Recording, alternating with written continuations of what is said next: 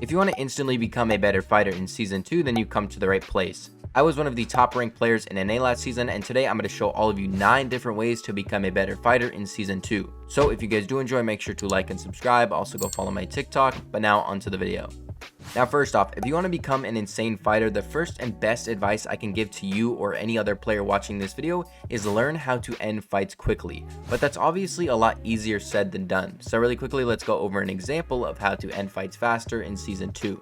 So in this first fight here, I'm going to see a player in front of me and I'm going to get some big hits of opening damage with the Mammoth Pistol. I'm then going to drive my car over and I'm going to see that he's right below me. When I get out, he swaps to hard mats and he's going to wall me off. Now at this point, I know he can't have a lot of HP because I hit him with a Mammoth Pistol a second ago. So I know I have to get pressure on him right now. So when he makes these 2 boxes of space, I know that my Mammoth Pistol is going to do enough structure damage to break his floor. So I shoot it, replace it with a cone, and then I edit the cone and then I place a floor. What this will do is it'll bait the player to then shoot. Once I see those pellets have hit that floor, I know I can edit in and full piece the player because he's going to have shotgun delay. And then all I have to do is hold out my pump and I'm able to pick up a simple kill. Now every fight in ranked is going to be different, but the secret to coming out on top in every fight is learning how to piece control in any given scenario. So in this next fight here, I'm going to fight this player, get him super weak, and he's going to go run away and pop some big pots. I chase him down and I realize he's behind this corner, so I'm going to try and piece him up. When I get this wall in between me and him, he shoots, so I know I can edit and get the pump off before he can. I hit him for a little bit of damage, but he gets the wall back. Now when he does this, I shoot it and steal it for my own, but I don't want to make a wide edit right here because we would 50-50 and who knows will win. So I'm going to edit out to my right and then place a cone. That way I have piece over his box and he's going to shoot and steal the wall. Now when the player does steal the wall, I know that when he makes his next edit, the wall is going to be weak on HP. So I'm going to let him edit and then pump the wall and steal it for my own.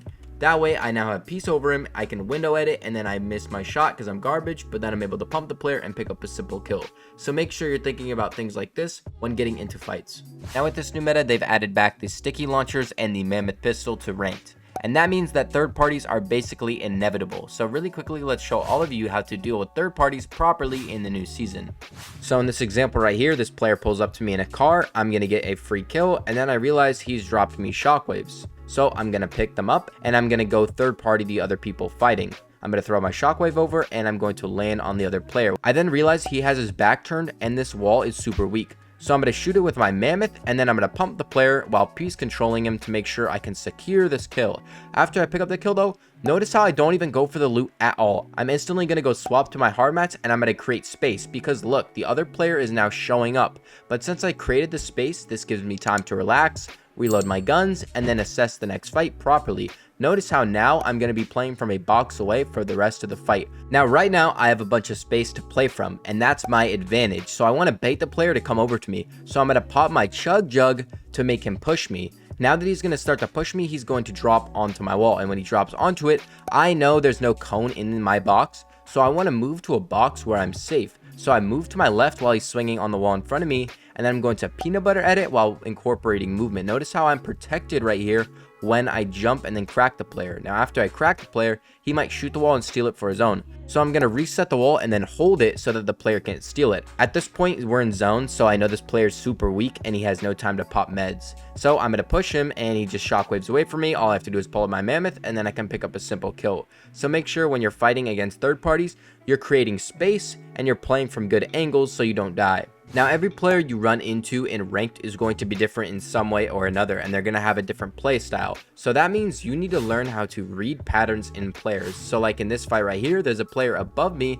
and he's going to drop onto my wall. When he drops onto my wall, I'm going to cone him and then place a wall, wide edit, and then I'm going to shoot the player. We trade and we both take a little bit of damage, as you can see. Now after I get that big hit of damage, the other player is going to become aggressive and he's going to start to push me. So I flip up the ramp in front of me to make sure he can't hit me. I'm then just going to back up and I'm going to create some space. So when this player does start to push me and he becomes aggressive, I'm going to create an extra box of space so I can play from one box while fighting in the other.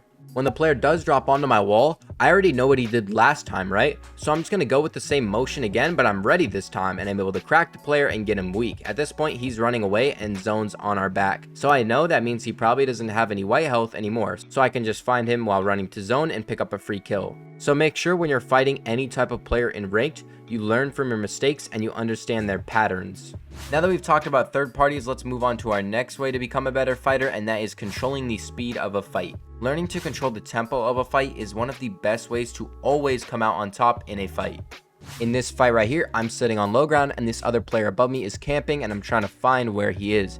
Now eventually he is going to expose himself and he's going to start to spray my roof. When he does this, I know I want to use my sticky launcher to get height on him.